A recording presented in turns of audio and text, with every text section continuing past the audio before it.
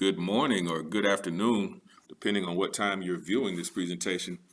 I'm Mr. Tucker, and we'll be talking about the SHS Safety Plan for the 2021 school year. So let's first start with the Henry County Schools Comprehensive Safety Plan. There are three critical elements to the HCS Comprehensive Safety Plan. You see them right here, the Emergency Ready Reference. This is a document that outlines emergencies and procedures and protocols that will be sent out to all faculty and staff via email and Google Drive within the next week or two. The Emergency Communications Plan and the School Emergency Management Plan, these are documents that are developed in conjunction with district level officials, school level administrators, and the teams that we put together to assist us with these plans. While we don't share the details of these plans with you, they are certainly available, and we will be discussing elements of them throughout the year in professional developments and in faculty meetings. Speaking of meetings and communication, safety communication, so faculty and staff will always be informed about school safety plans and emergency response procedures during staff meetings, professional development trainings, and emails. So this is a continuous process. We don't stop talking about safety ever because, there's always events that we need to be prepared for. There are always going to be health situations with COVID-19 that we have to deal with, and we need to clearly understand the protocols on how to deal with these events that we're faced with in 2020. So let's talk a little bit about emergency procedures and the types of emergency procedures that are common in school buildings. The first is an evacuation procedure. This type of procedure would be employed with events such as a fire, bomb threat, suspicious package, an inside hazmat situation, or a utility failure. So what happens is in this type of event is that the principal or designee notifies students and staff by activating the fire alarm or giving a verbal directive to begin evacuation procedures. The evacuation routes and assembly areas for Stockbridge High School are designated on a map that I sent out via email on August 18th. Shelter in place. So these type of procedures are employed when you have events such as severe weather, maybe it's a flood or maybe it's a tornado, an outside hazmat event, abduction, or a civil disturbance. These type of procedures are followed whenever severe weather or another listed situation occurs. The principal or designee will give specific instructions for responding to the situation. Finally, lockdown. This is perhaps the most serious of all of the emergencies that we deal with because you may be dealing with an armed intruder, you may be dealing with a hostage situation, or even a school shooting. These procedures protect students and staff from danger posed by an intruder or a violent incident. The principal or designee will give specific instructions for responding to the situation. Okay, for the next couple of slides, we'll talk about specific procedures for specific types of events. And we'll start with fire drills. So fire drills would trigger an evacuation. Fire drills are required by Georgia law, as we can see here, and they are conducted monthly. In fact, we're required to host 2 fire drills for the first 30 days of school, which have already been completed, even though there were no students in the building.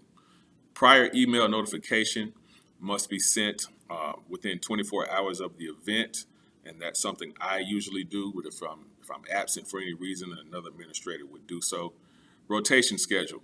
So we will evacuate based on a rotation schedule, which will limit the number of students in hallways and exiting the buildings at the same time. The rotation schedule here at SHS will include 2 groups. Group A, which will include, for now, alphabet A through M, and Group B, which will include alphabet N through Z. Okay, now of course, those alphabets can be adjusted based on the actual numbers of students coming back to school, but we will conduct the drill on separate days for those 2 groups. So for example, if we have Group A having a fire drill on a Tuesday. Wednesday, of course, we don't have students in the building. Thursday or Friday, we would have a fire drill for Group B, and those 2 fire drills would count for 1 fire drill for that month. Okay? All drills will need to employ social distancing guidelines. This includes maintaining separation while exiting the building, assembling outside the building, and re-entering the building. So next we'll talk about severe weather and how those drills work and the procedures that go along with them. So shelter-in-place drills are required during the month of November and February. So 2 required severe weather drills for the year, okay? And any others that are actual events, will occur during that specific type of weather that we are facing. Our procedures will include closing all windows, blinds, and proceeding to the designated shelter area if it's outside of the classroom.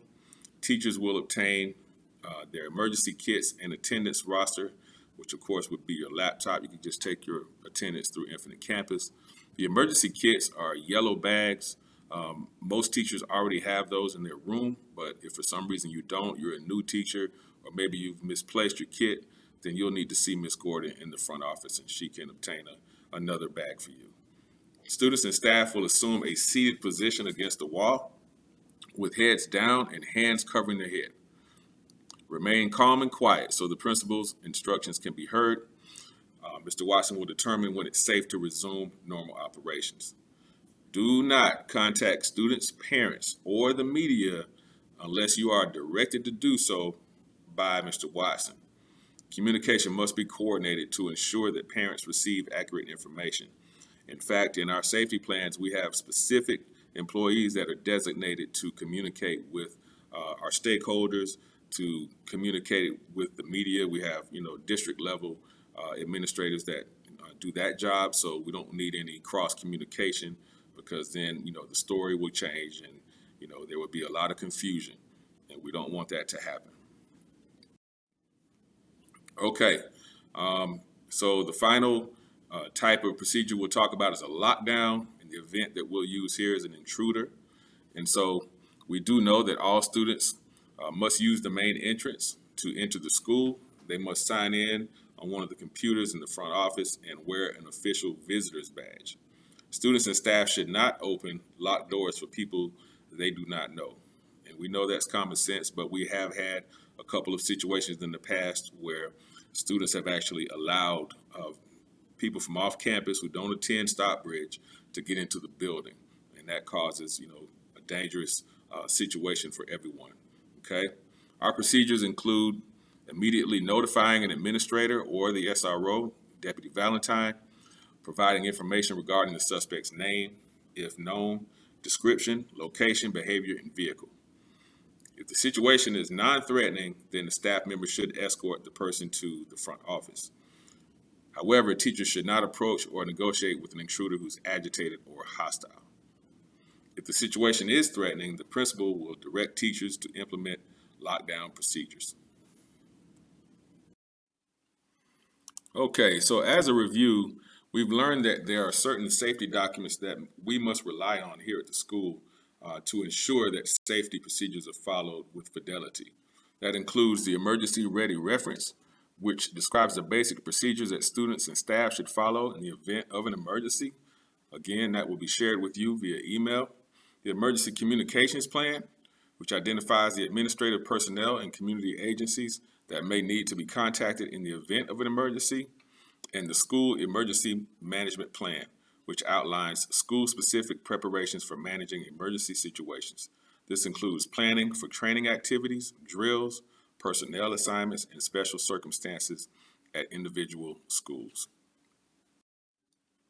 Now, I'm not going to play this video, but I will provide the link for you all to watch it. It's a 2-minute video produced by the Douglas County Schools, and it actually shows the Centegix badge system in action.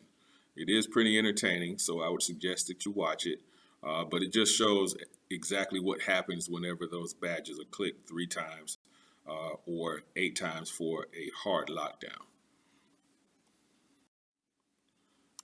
So as a review of strategic protocols, all staff members must wear badges at all times.